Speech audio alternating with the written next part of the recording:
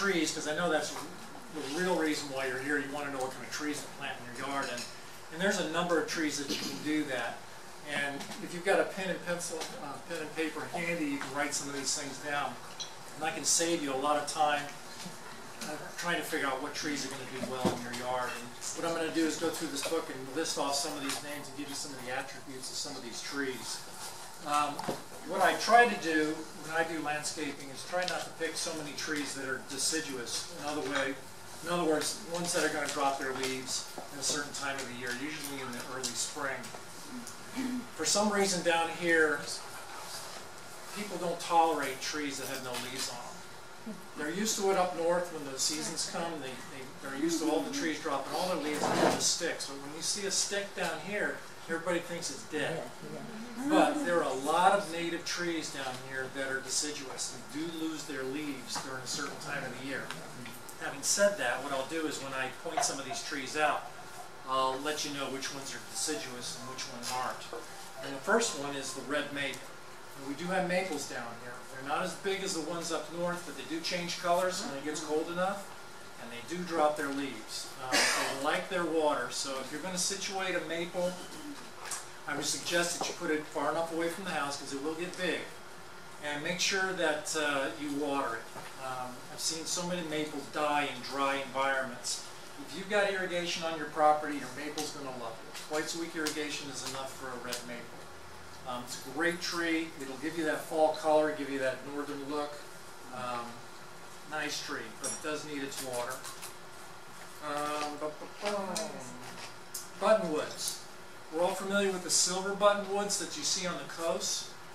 A lot of people plant them inland. The problem with planting that plant inland is it's so used to salt spray and so used to being just hammered on the coastline, they're extremely healthy on the coast. When you put them inland, they get shaded a little bit during the course of the day. If it's too humid, they get a lot of sooty mold on them, or that black stuff that coats the leaves.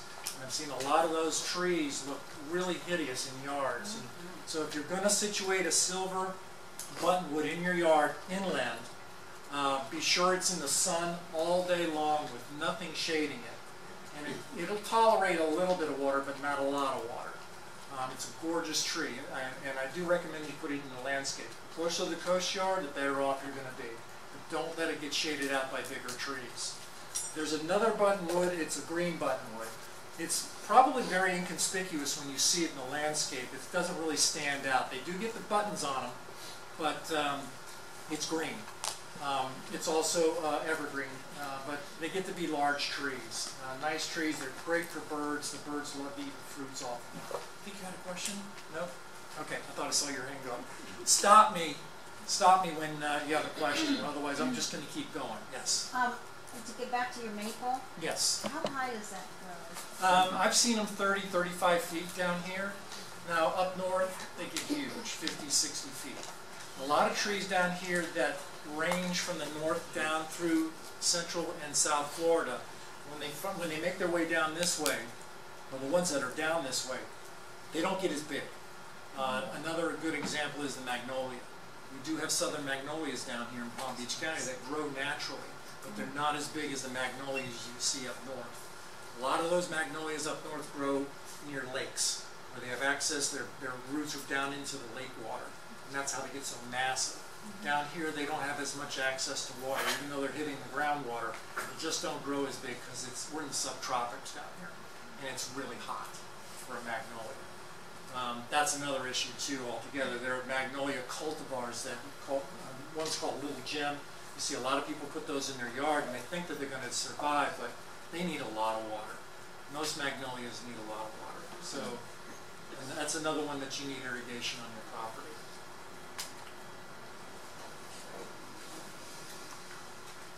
We're going to skip the ficuses. There's a couple of ficuses that are native to South Florida, but you need a lot of room for them, and the roots are very invasive. If you're worried about roots, there's two species to be worried about. One is ficus, and we do have two native ficuses. One's wild banyan, and the other's the strangler fig, and the other one's the live oak. Laurel oak to some degree, but the live oak especially. Live oaks do grow down here naturally, just like up north. Those two species have been known to wreak havoc on septic tanks, foundations, driveways, sidewalks, plumbing.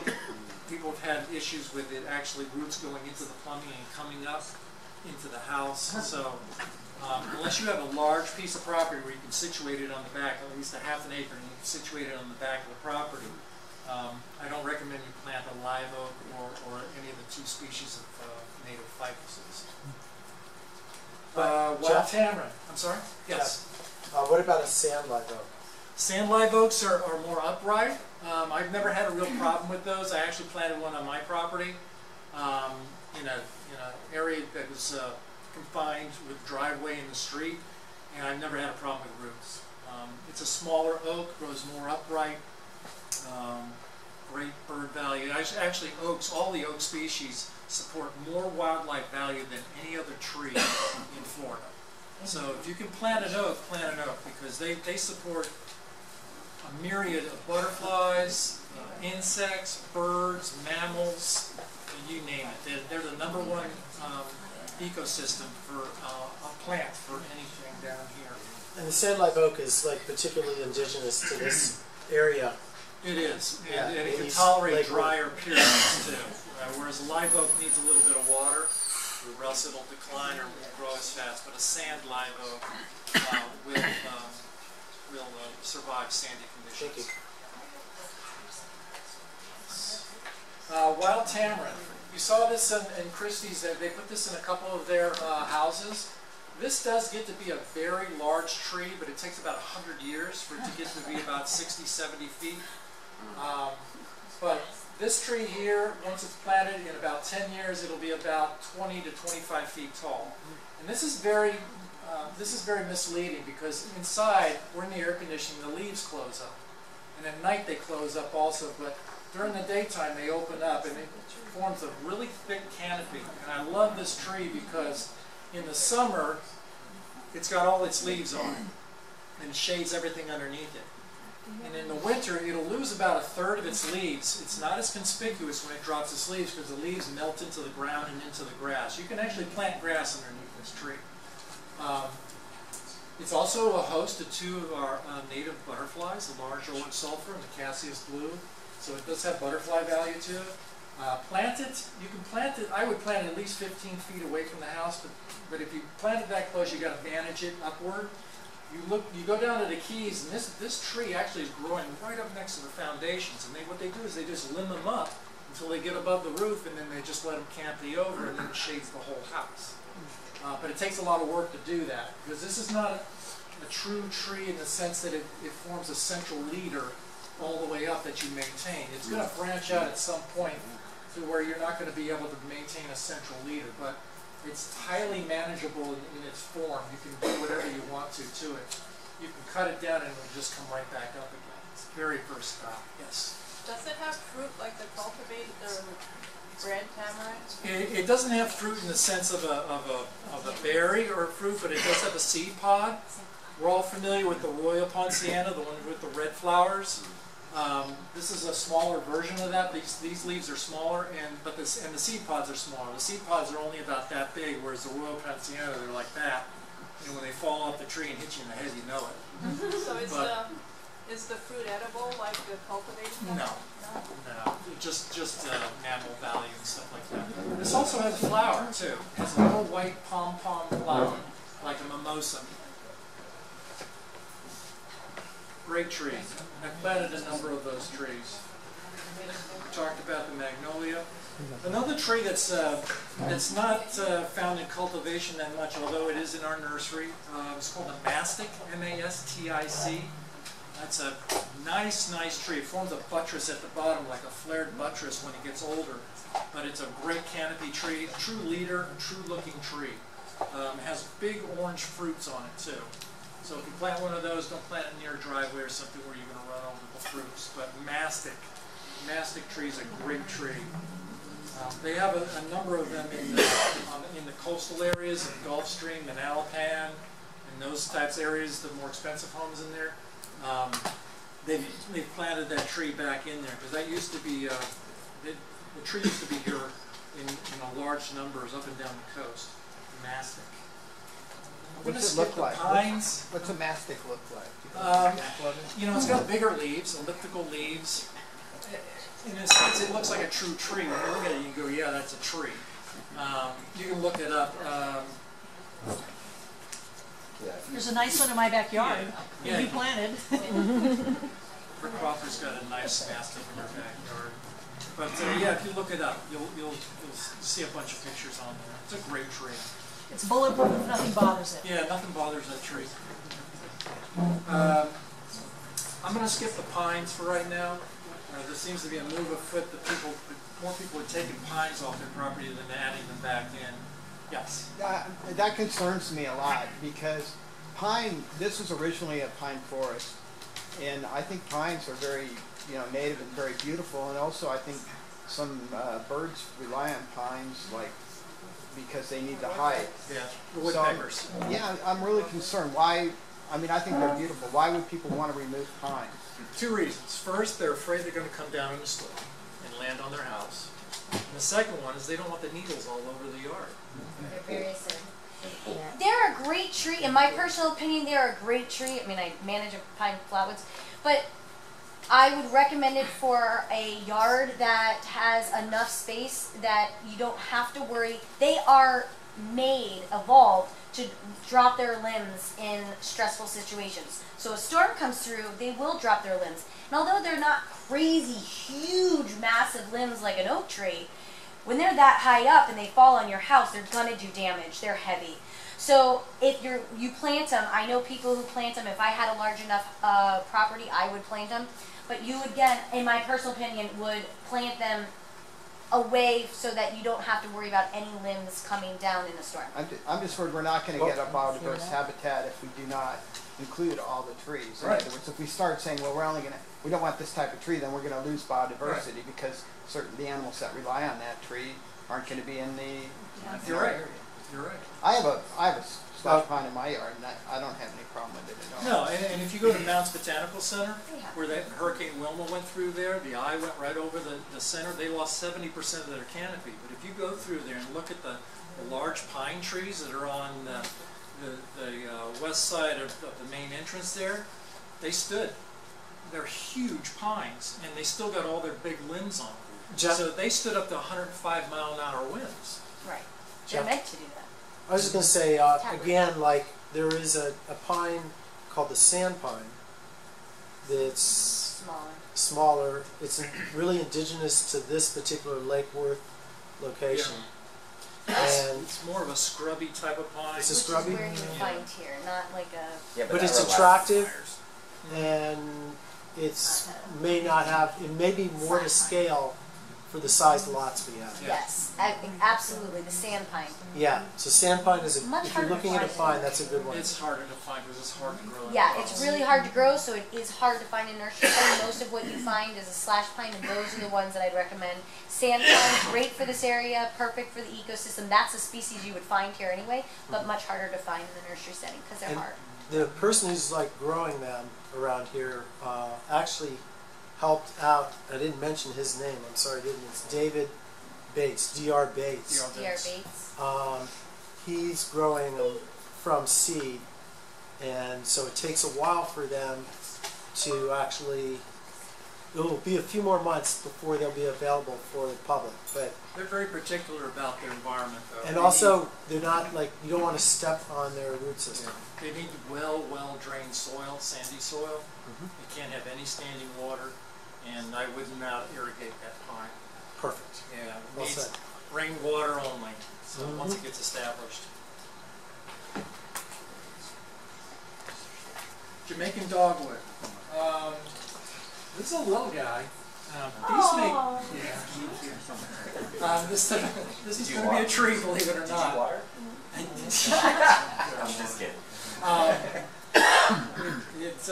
It grows rapidly, actually. I planted one of these in my yard, and it grew pretty fast. It does have a flower on it.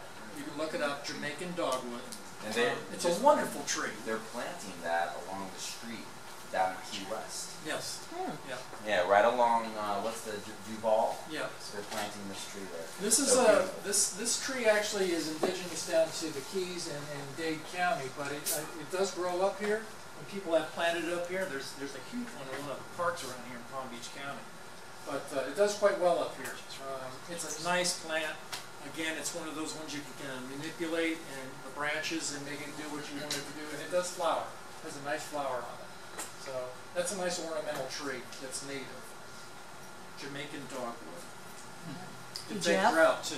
Yes. And this is something I learned as I learned more about native plants. They look terrible in pots. Yes. South Florida native plants always look puny in pots. Yeah. I planted a Waltheria in my front yard that looked exactly like that one 2 years ago, and now the trunk is this big around, and it's about 15 feet tall. Yeah.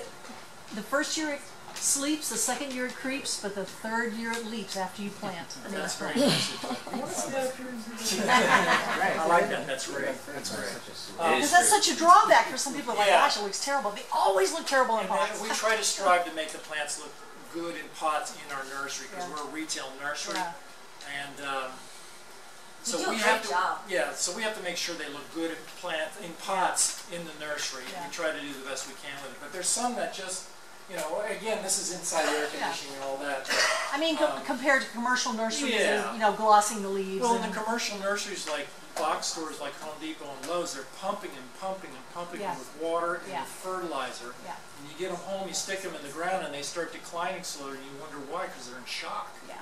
These guys here, we have native plant nurseries or wholesalers that we get some of these plants from. They grow some of these things in 25% sand, Yeah. so that when they hit the ground running. They do. They They don't take off. struggle because they've been in great soil. So the soil that it's in, not that it's crappy soil, but it's not the best soil in the world. I mean, we have to fertilize them every once in a while, but you don't want to do it too much because you want it to take off once it gets into the ground and be healthy. Otherwise, the roots aren't going to go out. Care about Jack cares so much. longevity of it. Cares so much. Awesome. Again, I'm skipping just the deciduous, a lot of the deciduous trees. If you like oaks, there's another oak that I've been planting, Laurel oak. It needs water, likes a water source. I planted mine at the edge of the property so that my neighbor's sprinkler hits it. So my neighbor's watering my laurel oak, and it's getting huge now. It likes its water. That's a great oak tree if you're looking to put oaks into your property. You don't have to worry too much about the root system of that. Laurel oak. Mahogany trees. A lot of municipalities are planting mahogany trees. It's a great tree. It's a coastal tree, and you see a lot of them inland, but most people don't realize that mahogany trees down here are coastal trees. And you see a lot of them inland. And I think that's why they struggle a little bit and they don't grow as properly as they should. I think their soil's just a little too rich. They're used to being a little bit more hostile on the coast with some salt spray, but you see a lot of mahogany trees planted by municipalities, and they're a great tree, and I don't knock them, but they have to be pruned properly. And Dennis might talk about pruning a little bit, but no, Dennis is not going to talk about it. But anyway, mahogany trees need to be judiciously pruned for the right structure. They need to be opened up inside every couple of years. You need to try to maintain a certain leader to them, because a lot of times when these storms come through, they get all busted up, and then you've got these gnarly trees that are all twisted at the top and trying to grow out. And you see a lot of that in a lot of common areas in municipalities, because the trees have not been maintained properly. And I don't fault the municipalities for it, because the budgets are tight. They can't be out there every year and a half to 2 years pruning every single tree. So, but if you've got an opportunity to put one on your property, they make nice canopy trees. You've probably seen them but didn't recognize what they are. They're the ones with the big brown nut on them. If you ever seen these trees with big brown nut on them, that's the mahogany tree. Yes, sir. The question I was going to ask is about the fruit, because it is rather heavy, and it doesn't. You don't want to park it near a driveway or something where. Right. Yeah, you don't want to plant it near a driveway or where your car is going to be, because when they fall down, they clunk. Yeah. They make a lot of mess. Yeah. I just was reading about the medicinal properties. I guess it's the inner bark that they use to make Campari. Yeah, you know, I'm not up on the edible parts of plants, although I did just get a book on that. You know, there's a lot of native plants were used for medicinal purposes by the indigenous native tribes to South Florida. They used a lot of these plants down here for different purposes. We still haven't even discovered some of the things that they've been using for those purposes, either to, you know, as a sustenance to eat, or for medicinal, or even for ritual purposes. There's a lot of literature around that. You have to kind of search for it. There's a few books out now on edible plants of South Florida. I've never been one to go out into the wild and just pick stuff off and eat it. That's just me. But you could certainly do that with a little bit of knowledge. I would actually get somebody who knows what they're doing and takes you out there to do that kind of thing. But yeah, there's a lot of edibles and medicinal plants in South Florida, and some of these trees have some of those properties. I just don't recommend them when I do, you know, talks with people, because I don't want somebody going on, oh, Jeff said that I could eat that leaf, you know, and then they get sick. Because a lot of these things are diuretics. If you eat them, you're gonna, you know, you'll be in the bathroom for a couple of days. And that's what the Indians used to do. You know, the native tribes used to do that to flush their systems out when they were sick. So, but I wouldn't recommend that as a daily practice. I had a glass of Campari recently, and I was complaining that it tasted like licking a table, and they said, oh, that's because it's made out of mahogany. Some of the smaller trees are deciduous. Pond apple's a nice tree if you're out west. Bahama strongbark. I think you mentioned that. Did you plant some of these? It's hard to describe this plant. I wish I had a picture of it, but you can look this one up. Bahama strongbark. If you've got a smaller area in your yard and you want a nice flowering tree that weeps, Bahama strongbark is a beautiful little tree. White flowers, red to purple berries. I mean, not purple, red to orange berries, and it's got a very nice fragrance to it too. Bahama strongbark. Amazing for wildlife. Amazing, amazing little tree. Another one, cinnamon bark. Makes a nice tree. We'll get into the properties on that. Again, all these trees that I'm mentioning, I've never really run into any pest problems with them. They're fairly bulletproof. Rarely do you have a problem with them. The only problems with trees typically are structure. If they're growing the wrong way, or the branches are not growing the right way, you've got to prune them. Best pruning practices. But as far as diseases, almost all these trees really don't have any problems with diseases. Yeah, I have a question about cinnamon bark. I got a lovely specimen at the Festival of Trees, which the tree board is putting on January. So it was one of the free trees that we gave out. But it seems to be very slow growing, and it's slow growing. Get it with some palm fertilizer twice a year. So it likes an acid. Yeah, it boosts it a little bit. You know, sometimes it's hit or miss. Trees as well as some plants, but trees mostly are kind of like children. You know, you have 4 or 5 of them, one of them's just not going to perform. So you don't want to have 5. No matter how you raise it, it's just not going to perform. It's always going to be a disappointment. You only have one, right? Okay, all right. Right now. That's why I only stopped at 1 too. So. That one kid and just watch that kid. But, I've done the same in landscapes. I can plant 10 trees in 10 different landscapes and go back to them, and 9 of them are doing great. And the 10th one is just not doing anything. It always looks horrible, it drops its leaves, it's yellow, it's, you know, then we finally have to put it out of its misery. So, yeah, I mean, sometimes how it's tall will a cinnamon bark? I saw a cinnamon bark down in Homestead that's 35 feet tall. Wow. It's huge. And I planted, I'm sorry, I'll get to you in a second. I planted mine in my yard about 4 feet tall.